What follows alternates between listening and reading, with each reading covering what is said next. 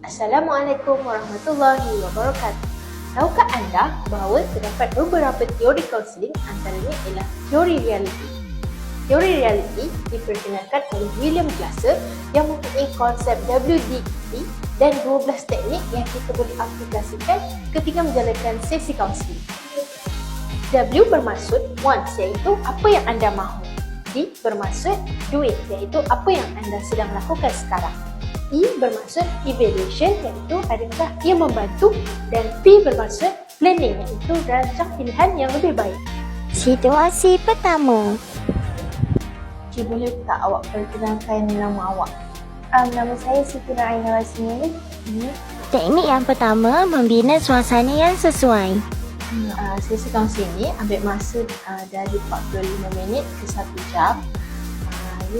Jadi dalam Merancang dan membentuk kontrak. kena marah dengan kawan awak. Teknik melayan. Sebenarnya sebab saya kena marah tu, saya baru tahu yang kekasih saya tu sebenarnya suami orang. Teknik elakkan menilai. Teknik benarkan kesenyapan. Situasi kedua. Kawan saya tu macam ular berbisa. Teknik kenal pasti metafora. Dia tak suka lah dia tu. Annoying. Dia suka sangat dengki dengan saya. Jangan tak suka, nanti Kara jadi best friend. Gunakan humor. Tak nak lah saya. Tapi masa saya bayi-bayi awak dulu, pendedahankan diri. Saya pun ada kawan macam ni juga. Tapi lepas tu saya abaikan dia.